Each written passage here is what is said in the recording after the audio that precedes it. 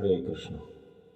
तो श्रीमद् भागवत छठे स्कंद के दूसरे अध्याय के 9वें और 10वें श्लोक में कहा गया है, स्तेन सुरापो मित्रदृक् ब्रह्मः गुरुतल्पगः स्त्रीराजपितृगोहन्ता ये च पातकिनोपरे सर्वेषाम् अपि अघवताम् इदम् एव सुनिष्कृतं नाम व्याहरणं विष्णोर्यतस्तद् विषयामतिः।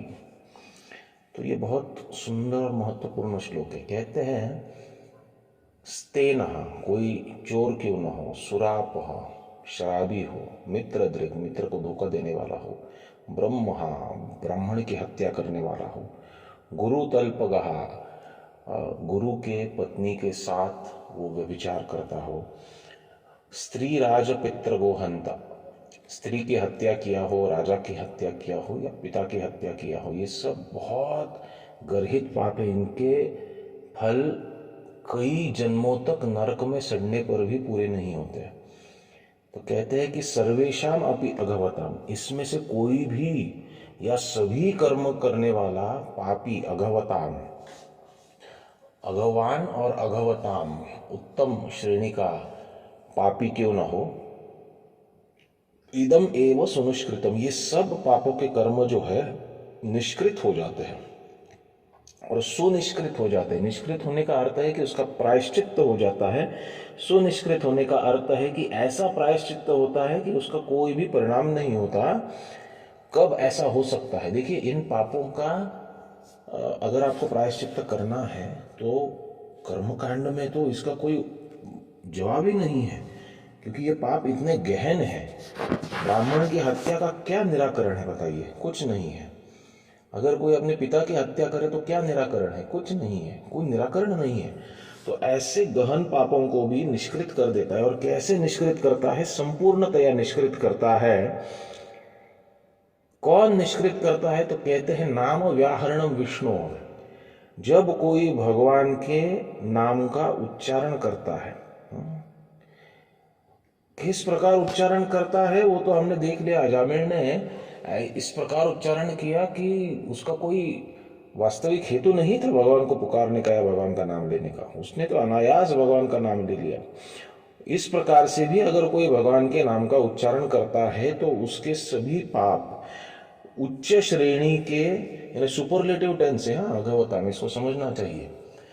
अघवान यानी पापी, अघवताम यानी उत्तम पापी। सुपरलेटिव टेंस है। उत्तम श्रेणी का अगर कोई पापी भी हो तो उसके भी संपूर्ण पाप जो है ये सुनिष्कृत हो जाते हैं, संपूर्णतया निष्कृत हो जाते हैं, संपूर्णतया नष्ट हो जाते हैं केवल भगवान का नाम लेने से। ऐसा क्यों होता है? क्या है भगवान के नाम में ऐसा? तो कहते हैं यतस्तद विषयामति, जैसे ही कोई भगवान का नाम लेता है, जैसे ही कोई भगवान के नाम का उच्चारण करता है, उसी क्षण भगवान विष्णु की मति उसमें लग जाती है। देखिए, ये बहुत महत्वपूर्ण सिद्धांत है। हम कहते हैं कि ध्यान से भगवान के नाम का जप करना चाहिए, लेकिन भगवान इतने उत्सुक होते हैं ये देखने के लिए कि कोई भक्त या कोई जीव, कोई बद्ध जीव मेरे नाम का उच्चारण कर रहा है, कि उसकी मति भगवान में लगे ना लगे, लेकिन भगवान की मति उस व्यक्ति में लग जाती है जो नाम का उच्चारण करता है। नाम कितना श्रेष्ठ है, इसकी गहराई हमको इस बात से समझ में आती है। क्योंकि जैसे ही कोई भगवान का नाम लेता है, जैसे ही कोई बैठे बैठे भी हरे कृष्ण कह लेता है, पूरा महामंत्र भी नहीं कहा और बस आदत है इसलिए नाम ले लिया, कोई हेलना में नाम ले लिया, कोई चिढ़ाने में नाम ले लिया, कोई मजाक में नाम ले लिया, या कोई गाने का पद पूरा करने में अगर नाम लेता है तो भी उसका उतना ही लाभ होता है। क्योंकि हम कहते हैं क्वालिटी को, लोग कहते हैं ना क्वालिटी ऑफ चैंटिंग हरे कृष्णा। ऐसी कोई क्वालिटी डिफाइन नहीं कर सकते। ऐसा कोई क्वालिटी एश्योरेंस प्लान नहीं है जो आपको बता सके कि ये नाम जो है ये क्वालिटी है और वो नाम जो आप ले रहे हैं वो क्वालिटी नहीं है। अजामिल ने कौन सा क्वालिटी नाम लिया था? तो क्वालिटी का कोई डेफिनेशन नहीं है नाम के।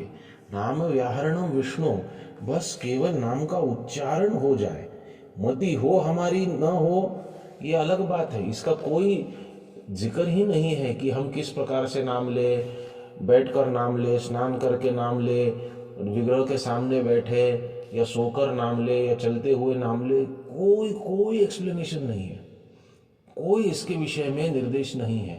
केवल नाम ले तो उसका उद्धार हो जाता है, सभी प्रकार के पाप सुनिष्कृत हो जाते हैं, संपूर्णतया निष्कृत हो जाते हैं। क्यों? क्योंकि जो नाम लेता है उसके विषय में भगवान की मति लग जाती है, और भगवान माया से प्रभावित नहीं होते। हम माया से प्रभावित होते हैं, इसलिए नाम लेते लेते भी हमारी मति जो है वो इधर उधर भटक सकती है, हमारा मन जो है इधर उधर भटक सकता है। लेकिन भगवान के ऊपर ऐसा कोई माया का प्रभाव नहीं है। जब भगवान की मति किसी में लग जाती है तो वो अनडिविएटेड होती है, वो पूरी तरह व्यभिचार से मुक्त होती है, पूरी तरह प्रमाद से मुक्त होती है। अगर भगवान की मति किसी में लग जाए तो उसका उद्धार निश्चित है। भगवान उसके विषय में सोचने लगते हैं, अरे भाई ये मेरा नाम ले रहा है, इसका उद्धार कैसे हो, इसके इतने इतने पाप है, इन पापों को कैसे नष्ट किया जाए, इसको कैसे साधु का संग मिले, उसे कैसे गुरु का आश्रय मिले, उसे कैसे शास्त्र का बोध मिले, उसे कैसे कीर्तन का आनंद मिले, किस प्रकार उसे भक्तों का संग मिले, जिससे कि इसका और अधिक उद्धार तो एक नाम से उसके पापों का नाश तो हो ही गया, परंतु अब उसे आनंद आना चाहिए, अब वो पुनश्च पापों की तरफ नहीं जाना चाहिए। ये कार्य कैसे हो? ये कार्य होने के लिए भगवान फिर अरेंजमेंट में लग जाते हैं। भगवान अपनी पूरी मति, जैसे हमारे घर में अगर कोई बहुत बड़ा विवाह इत्यादि प्रकार का मंगल कार्य हो तो वो तो हर रोज होता नहीं है। कभी कभार हमारे घर में अगर कोई शादी लायक हो तो 2-4 साल में, 5 साल में, 10 साल में एक आध शादी होती है, कभी कभी 20-25 साल में एक आध शादी होती है।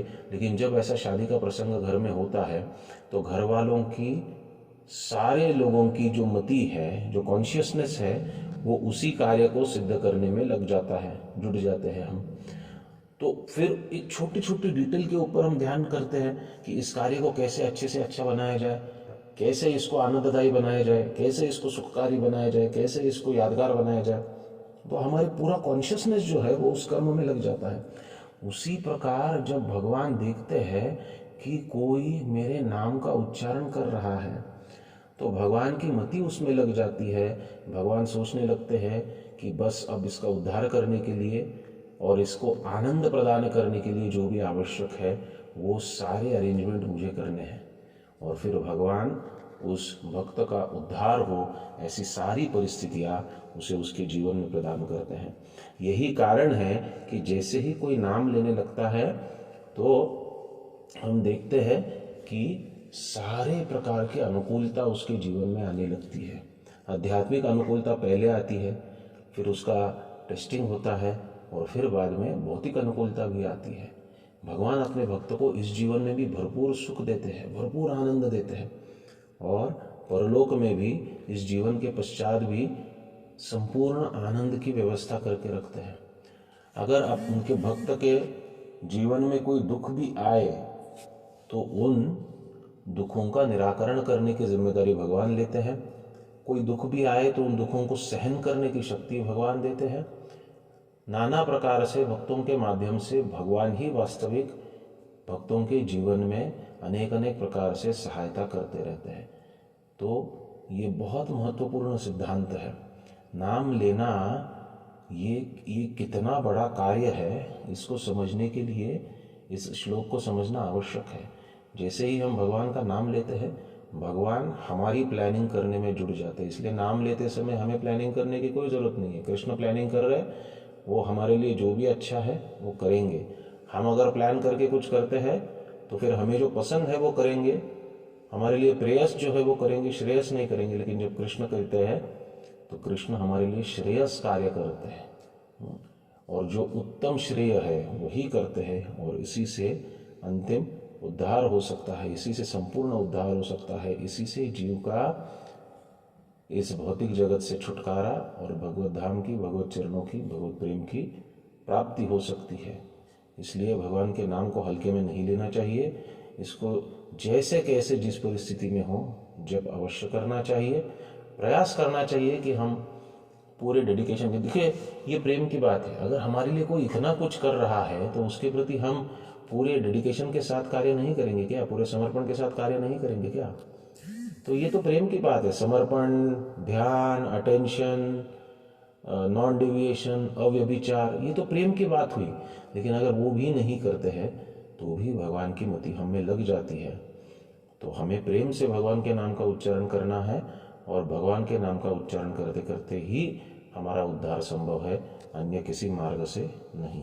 हरे कृष्ण कृष्ण कृष्ण हरे हरे, हरे राम राम राम हरे हरे।